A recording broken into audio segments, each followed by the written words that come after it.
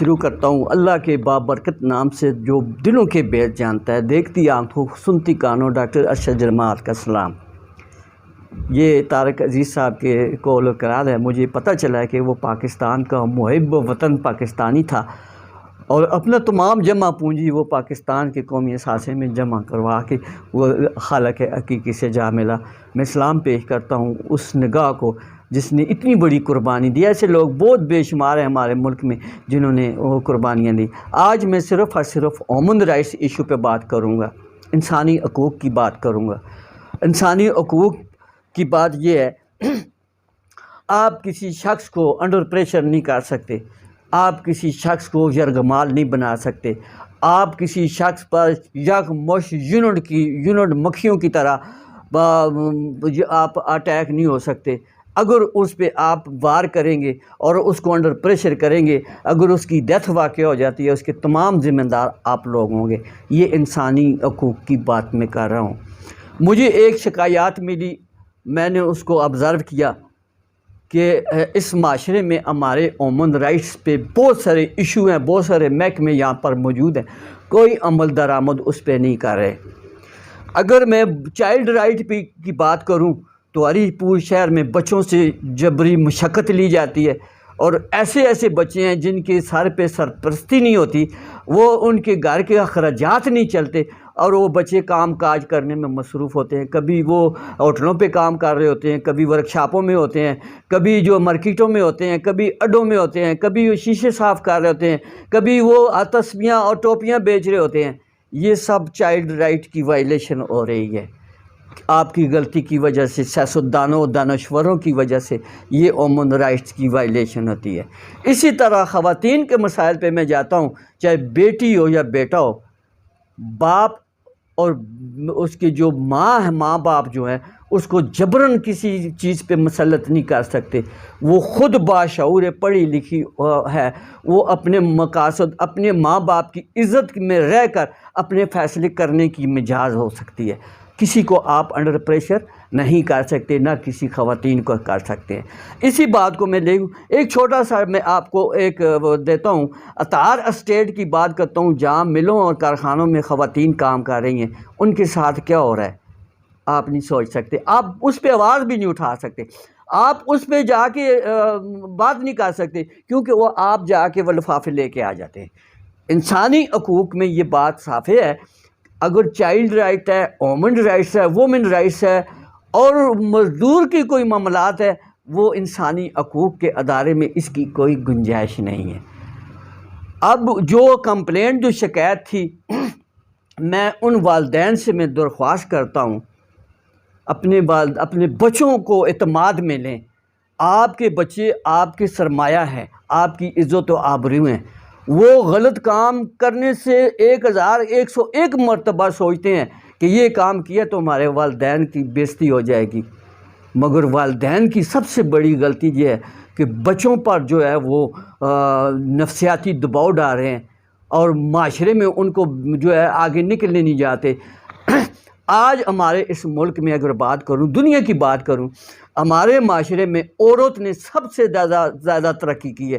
ورکشاپوں میں جائیں، آپ کسی بڑے جا کے دیکھیں، اتنے اسکولوں میں جائیں، اسکول میں جو ٹیچریں ہیں وہ بھی عورت ہے، وہ بھی پڑھا رہی ہیں، ٹھیک ہے۔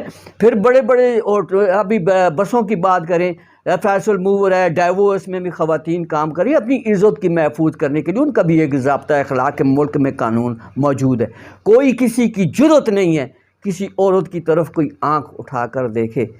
میرے ہری پور شہر میں کچھ ایسی وائلیشن ہو گئی ہے والدین کی طرف سے۔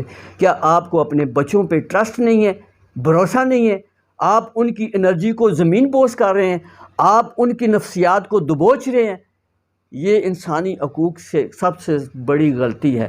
عالمی ادارہ ہیومن رائٹس نے اس پہ بڑا ایک قانون واضح کیا ہے کہ کوئی ماں باپ اپنے بچوں پر جو ہے وہ تشدد نہیں کر سکتا، ان کو نفسیاتی طور پہ انڈر پریشر نہیں کر سکتا، ان کی جو قوت صلاحیتوں کو پابندی نہیں کر سکتا۔ اس کے لیے ایک ادارہ، ایک فورم موجود ہے۔ اگر ایسی کوئی ایکٹیویٹی ضلع ہری پور میں یا گرد کے زیادہ تر یہ وائلیشن دیہاتوں میں، گاؤں میں پائی جاتی ہے، اگر اللہ پاک نے کسی دیہات میں کسی غریب گھر میں کوئی بیٹی پیدا کر دی ہے، اللہ نے اس کو اتنی اچھی صلاحیت دی ہے تو اس کو پروموٹ کرنا چاہیے، اس کو انڈر پریشر نہیں کرنا چاہیے، نہ اس کے خلاف کوئی ایسی کرنا مار پیٹ کرنی چاہیے۔ یہ کسی صورت ہم جو ہے ہیومن رائٹس کا ادارہ برداشت نہیں کرے گا۔ ایک پلیٹ فارم ہے ہمارا ہیومن رائٹس کمیشن کا، اس پہ ہمارا جب بھی کوئی کمپلینٹ آتی ہے ہم اس پہ فوری طور پہ عمل درآمد کرتے ہیں۔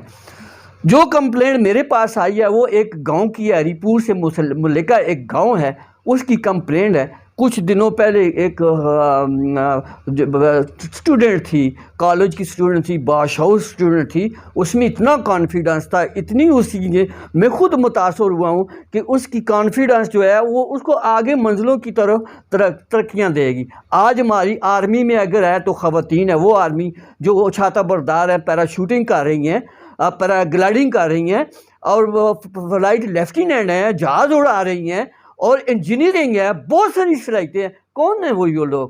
ممی ڈیڈی کے نا، یہ دیہاتوں کے غریب غربا لوگ جن کے اندر صلاحیت ہے وہ سامنے آیا ہے۔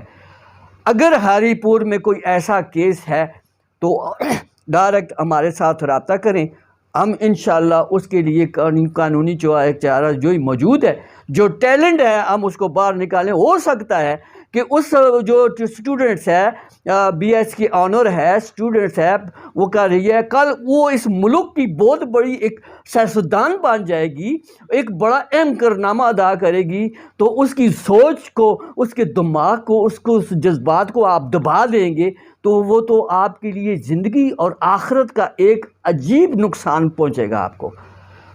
میں تمام میرے سننے والے جو لوگ ہیں، ماشاءاللہ میں بھی با کردار حیثیت کا مالک ہوں۔ لوگ اگر میرے خلاف کیچڑ اچھالتے ہیں تو اچھالنے دیں۔ میرے نبی پاک حضور صلی اللہ علیہ وسلم کے خلاف ہی لوگوں نے الزامات لگائے، کیچڑ لگائے، اور پورے جھنڈ کے جھنڈ ان کے پیچھے پڑ گئے تھے۔ تو کفار جب نے یہ جنگ ہوئی تو اللہ پاک نے سورہ نازل فرمائی، الہاکم التکاثر حتی زرتم المقابر کلا سوف تعلمون کلا سوف تعلمون کلا لو تعلمون علم الیقین لترون الجحیم ثم لتسألن یومئذ عن النعیم۔ اس سورت کا میں پڑھنے کا مقصد یہ ہے کہ اللہ پاک نے ہدایت کا راستہ دیا، اور ان گمراہ لوگوں کو اللہ پاک نے ہدایت کے لیے بھی کیا، مگر وہ بات جو ہے وہ ان کو سمجھ نہیں آتی، مگر اللہ ان کو ہدایت دے۔ باقی یہ جو انسانی حقوق کے جو ادارے ہیں، وہ جو بیٹھے ہوئے ہیں، لیبر ڈائریکٹر ہے یا کوئی بھی ایسے ادارے ہیں، وہ اپنی ڈیوٹی سر انجام نہیں دے رہے، اور ہری پور شہر اور گرد و نواح میں وائلیشن ہے۔ اور اگر ماحولیات کی بات کروں تو فضائی آلودگی ماحولیات میں اتنی گندگی ہو چکی ہے، کوئی چیک اینڈ کنٹرول نہیں ہے، بتا لگا ہوا ہے، لفافہ لگا ہوا ہے، دفتر میں پہنچ جاتا ہے۔ اور ماشاءاللہ ہمارے جو حق اور سچ کی آواز بلند کرنے والے جو لوگ ہیں، وہ بھی ہر مہینے کے مہینے راشن، گھی، پانی، لنگر شنگر، لفافہ شفافہ لے آتے ہیں، اور یہ چیز دب جاتی ہے۔ انشاءاللہ ایسا نہیں ہوگا۔ لب آزاد ہے، صحافت آزاد ہے، عوامی مسائل پہ ہم فوکس ہیں۔ امید کرتے ہیں کہ انسانی حقوق کے اداروں کے ساتھ مل کر نشاندہی کریں، تاکہ جہاں جہاں وائلیشن ہوتی ہے، جہاں جہاں کوئی قانونی ہوتی ہے، ان کے خلاف جو ہے ہم بیان کریں۔ جس طرح آپ لوگ، میں ان لوگوں سے، والدین سے گزارش کرتا ہوں کہ جتنا آپ لوگ بیٹوں پہ ٹرسٹ کرتے ہیں، ان کو آزاد کر دیتے ہیں، اپنی مرضی سے گھوم پھر کے آ جاتے ہیں، کہ آپ نے ان سے یہ کبھی نہیں پوچھا کہ گئے کہاں تھے، کہاں بیٹھے تھے، کون دوست ہے آپ کا، کس کے ساتھ رہتے ہو، کیا کرتے ہو، کدھر گئے ہو۔ آپ نے کبھی جو ہے ان سے یہ بات نہیں پوچھی۔ اگر بیٹی آپ کی اگر کالج گئی ہے، اگر اپنے فرینڈ کے ساتھ کہیں کمپنی کرنے بیٹھ گئی ہے، تو گھر 10 منٹ 20 منٹ لیٹ آ گئی ہے، تو آپ نے اس پہ ڈنڈوں کی برسات کر دینی ہے، پوچھنا ہے کہ کہاں گئی تھی، کیوں گئی تھی، کدھر گئی تھی۔ کیا وہ انسان نہیں ہے؟ اس کو احساس نہیں ہے؟ اگر بیٹے کو آپ نہیں پوچھ سکتے تو بیٹی کو آپ کس قانون کے دائرے میں لا کے اس کو انڈر پریشر کر سکتے؟ خدا را اپنے بیٹوں پہ، اپنی بیٹیوں پہ ضرور نظر رکھیں، ان کی ایکٹیویٹیز پر نہ کریں گے، مگر ان کو اصلاح کی نظر سے دیکھیں، ان کو انکریج مت کریں، ان کو ڈیگریڈ مت کریں، ان کی صلاحیتوں کو اجاگر کریں، ان پر فخر کریں۔ کل یہ آپ کے جو آپ ماں باپ ان پڑھ ہوتے ہیں، جاہل ہوتے ہیں، گنوار ہوتے ہیں، گاؤں کے دیہاتوں میں رہتے ہیں، اگر آپ اپنے بچوں کو انسان بناتے ہیں، پڑھاتے ہیں، لکھاتے ہیں، اس کا مطلب نہیں ہے کہ وہ شادی کر لے جی تو کر گئی۔ خدا نہ خواستہ اس کی زندگی میں کوئی ایسا نشیب و فراز آ جاتا ہے تو پڑھائی لکھائی اس کے کام آتی ہے، وہ اپنی زندگی کو سنوار سکتی ہے۔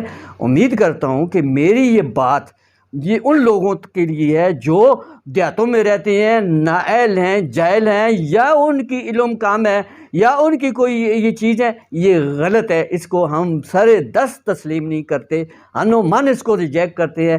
اگر کسی بہن کی، بیٹی کی، بھائی کی، کسی کی بھی کوئی کمپلین ہو تو براہ راست ہمیں وہ ہمارے ساتھ رابطہ کریں، ہم انشاءاللہ اس کی جو رائے ہے، اس کے اظہار ہے، جو اس کے والدین کی عزت کا سرچشمہ ہے، ہم اس کی صلاحیتوں کو اجاگر کریں گے۔ امید کرتا ہوں کہ میری یہ بات مجھے کسی نے کیا تھا کہ ہماری جو یہ چیزیں تھیں ان کو یہ آئی لائٹ، مجھے فخر ہوا، خوشی ہوئی۔ آج میں خصوصی طور پر ہیومن رائٹس کے حوالے سے یہ بات کی ہے، اور امید کرتا ہوں کہ یہ بات جو لوگ مجھے سنے گا اس کو آگے پھیلائے گا۔ ٹرسٹ کریں، اپنے ملک پر فخر کریں۔ ہم وہ قوم ہے جو پوری دنیا کے لیے تکلیف دہ ہیں۔ ہمیں فخر ہے کہ ہم حق سچ کی آواز کرتے ہیں، اور پاکستان ہماری بنیاد ہے، اور پاکستان ہمارا جسم اور جان ہے، اور پاکستان کا نعرہ لگانے والا ہمارا بلڈ ہے، اور پاک آرمی ہماری ریڑھ کی ہڈی ہے۔ 23 کروڑ عوام ہماری پاک فوج کی سپہ سالار ہے۔ ان کے دائیں کندھے سے ملا کے دائیں، اگر کسی نے ہم پر اینٹ مارا، ہم اس کا جواب پتھر سے دیں گے۔